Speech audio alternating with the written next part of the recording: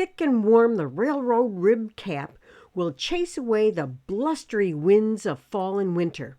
Featuring the half double crochet stitch, the secret to achieving this unique rib is all about the placement of the hook. However, in this video, you will also learn how to shape the crown of the hat so it hugs the head ever so comfortably. That may even inspire you to crochet the beanie version too. Both variations are included in the companion pattern, Railroad Rib, Cap, and Scarf. Just follow the link in the description below. All aboard! All I'm going to do is going to start a little bit from the end and chain 46. I'm using an H hook. So there's our 46.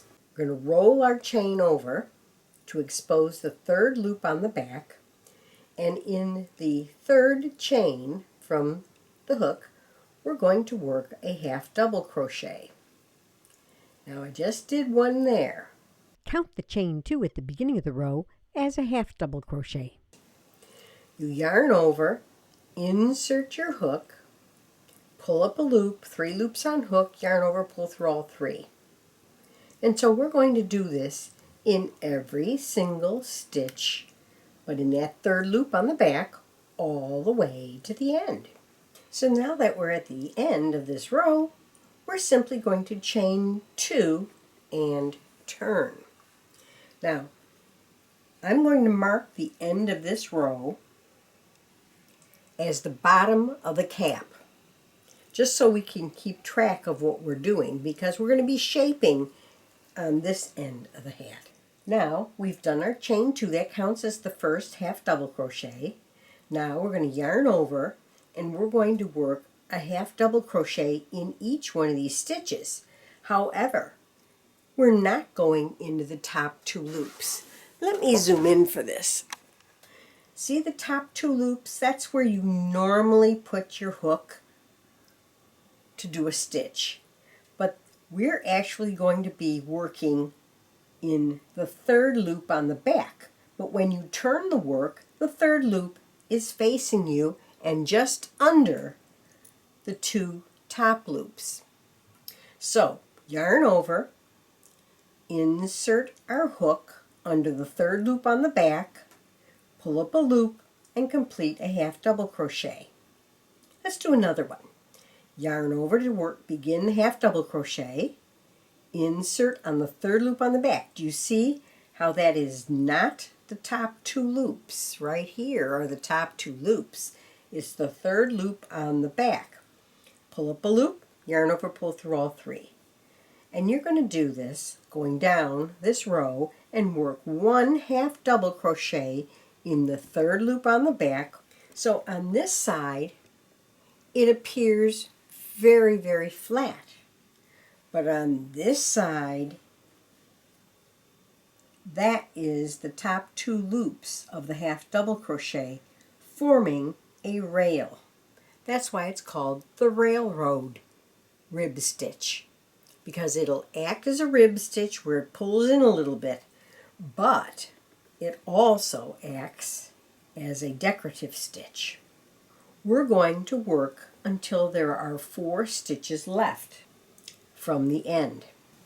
Okay, 1, we're counting the chain at the end as 1 stitch. 1, 2, 3, 4. So we only have 2 more stitches to do. That's 1. Here's our second stitch.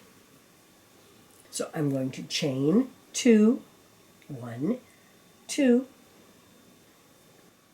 I'm going to place a marker on this chain 2, and that's where I'm going to turn. See the little step it makes? Okay, so I've just chained my 2, so I'm going to work 1 half double crochet in the third loop on the back of each of the stitches in this row. When you get to the end, simply work a half double crochet into the space formed by the chain 2. Then chain 2 and turn. So now we're going to do another short row, and we're going to end 4 from the end. So if you want, you can put a marker there. You're not going to work into that stitch. On this row, I'm going to work a half double crochet in each stitch. So we're going to chain our 2 and turn. And we're going to work 1 half double crochet in that third loop on the back all the way to the end. Chain 2 and turn. This edge we never do decreases on. It just is what it is. This is the side where you can see where we short rowed. And now we have these little steps going up. Now we're ready to get rid of these and work all the way to the end. Now we're going to work in the third loop on back to just 1 stitch before the marker. So when 2 stitches remain, we're going to yarn over, insert under the third loop on the back, pull up a loop, then instead of yarning over again, we're going to just insert our hook into the space formed by the chain 2 and pull up a loop. We have 4 loops on hook. Yarn over and pull through all 4. Now, this is when you remove your marker.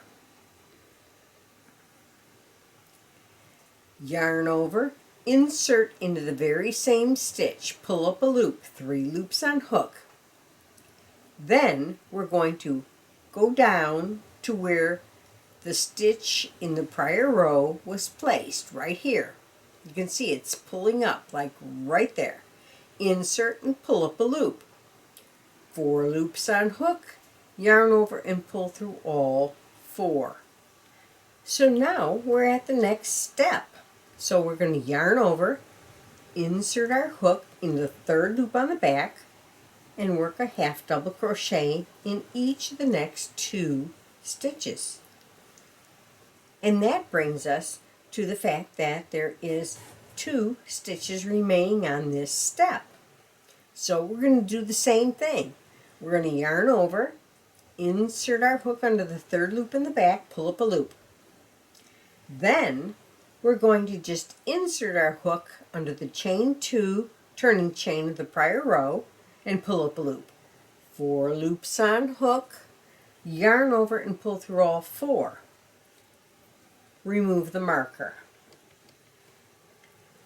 Now yarn over and insert our hook in that very same chain 2 space, pull up a loop. 3 loops on hook, then skip down to the prior row and insert our hook in the exact same place where that end stitch was placed. Pull up a loop, yarn over, and pull through all 4 loops on the hook. Yarn over, and now we work 1 half double crochet in each of the next 4 stitches of this step.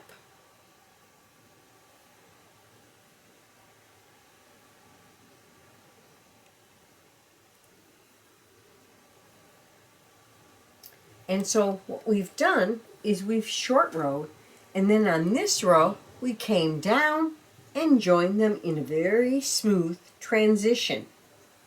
The next row is just like row 2 and 4. You're going to chain 2 and turn, and we're just going to work a half double crochet in the third loop on the back of each stitch along this row. We're going to repeat pattern row 1 through 6 8 more times. And at that point, I'll join you. When your hat is ready to seam, you will, for a size medium, you will have 9 short rowing sequences, and you can count them very easily. Just look for the shortest row. It turns and stops the line. The little railroad track stops midstream. And so all you have to do is look at them. Here's 1, 2, 3, 4, 5, 6, 7, 8, and 9. Now we just finished our row 5, and now we're going to seam. And the reason we stop after pattern row 5 is because remember, we had that foundation row. And the foundation row is worked along a chain, so it's worked a little bit differently than row 6, but it goes the entire distance. When we turn our work to do the final seaming, this makes the right side match the right sides up, and we're going to work along this edge through both thicknesses. But there's a little trick to it. I've counted up 13 stitches from the bottom edge, and that will become the brim. And we're going to treat it a little bit differently than we do this part, because on this part we want to seam it so that on the right side the railroad track shows. But when we turn the brim from this point on to this point on, or the back side, will actually show on the outside. So we want to seam this a little bit differently. You're not going to get a perfect railroad track, but close to it. So starting up here, we're going to chain 1. Then we're going to go in the 3rd loop on the back, just like usual, and we're going to go under both loops of the stitch here and slip stitch. Okay, so on the side that's facing you, you want to go under the 3rd loop on the back, just like you were going to do. You're not doing a half double crochet though. And then you want to go under the top 2 loops, which is the bottom edge, the 2 loops at the bottom of the foundation chain, and pull through all 3. Now you should have this exact same number of stitches on the ending row as you do on the beginning row, so they'll match up perfectly. So insert your hook under the 3rd loop on the back, insert under the 2 loops right here on the basic chain, and slip stitch. I'm going to continue on down until I get to this point. Okay, we're just getting to the last stitch, and this is our marked stitch here, and it goes into this one over here. You can take this off. This is a good time to turn the hat right side out. And then check your seam to make sure that that railroad track is definitely showing up right perfectly. Because if you picked up the wrong side, it will be broken and then it'll be very obvious. But at this point, we're going to turn it back so the right sides are facing each other, because all the work is done from this side. So we're right where we had the fold, where the fold will begin. So this part, this side that's facing you, which is the back side, is actually going to be on the outside when you fold up the brim. So we're going to handle it a little differently. We're going to go under the 3rd loop on the back, on the side that's facing you, and we're going under the back loop only on the side that's away from you, and just do a slip stitch. And you're going to do this all the way to the end. Cut, leaving about 3 inches, and pull that loop through. This can be woven in along this edge or up any of these channels. This one can be woven in at the base. With a 15-inch piece of yarn, draw up the stitches along the edge of the crown and use the ends to secure it. Weave in the remaining ends. And that is how you finish the railroad rib cap. The cap that has a beautiful center and a wide brim. Where's that seam? Where the heck did it go? I hope you enjoyed watching this video.